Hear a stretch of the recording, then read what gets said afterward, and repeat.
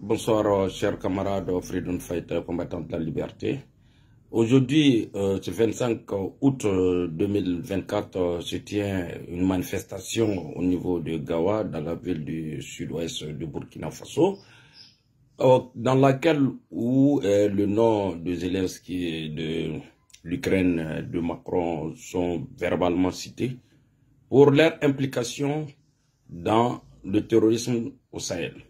Voilà que ce qui a été bien dit depuis le Sénégal. L'ambassadeur de l'Ukraine au Sénégal voulait transformer le territoire sénégalais comme un espace de non-droit, un espace, un no man's land auquel ils pourront s'en servir pour essayer de mener une guerre médiatique contre les États du Sahel en quête de leur souveraineté en pleine guerre contre les ennemis. Donc, il a été clairement notifié de là-bas que les ennemis extérieurs à travers la France qui s'est fait passer pour le philanthrope. Voilà l'homme qui aime l'Afrique plus que les Africains, Macron, les Drian et consorts. En général, la gente de Paris, voilà, qui voudrait aimer l'Afrique mieux que les Africains, comme l'a dit Diop, Abdoulaye Diop, le ministre des Affaires extérieures du Mali. Nul ne peut aimer l'Afrique mieux que les Africains. Nul ne peut aimer le Mali, le Sahel mieux que les Sahéliens.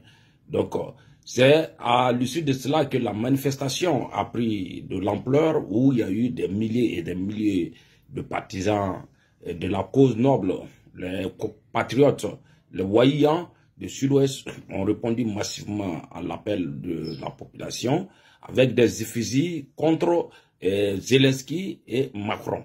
Parce que il faut le rappeler que Zelensky et l'Ukraine n'a aucune force, n'a aucun moyen militaire, matériel et financier de pouvoir financer une opération militaire terroriste en Afrique. Donc, l'État qui sait prévaloir le droit de soutenir les terroristes est systématiquement considéré comme un État terroriste et que le Conseil de paix de l'ONU a été saisi par nos 3 États de l'AES. Et dans les jours à venir, normalement, il y aura en tout cas un dénouement, en tout cas où les dossiers en tout cas seraient mis sur table pour être fêtés et épluchés de part et d'autre. Et dans ce concept, nous savons que la France risque de mettre les pieds ou d'utiliser son veto pour essayer d'empêcher cela, parce que en ouvrant ce dossier de l'implication directe de l'État ukrainien dans le soutien au terrorisme dans le Sahel, on va encore déboucher sur le cas de la France à Moura, où des soldats français ont été identifiés formellement sur le terrain au Mali, qui se battaient aux côtés des terroristes pour endeuiller les familles maliennes et tuer nos FDR, nos soldats. Donc, ce qui nous réconforte dans notre position de continuer le combat et à soutenir notre leader charismatique tel que Abdraman Tchani au Niger, le colonel Assimi Goïta au Mali et le camarade capitaine Ibrahim Traoré au Burkina Faso. Nous devrons les soutenir à ce que ce combat, qui est une forme de colonisation, où ils veulent passer par la terreur.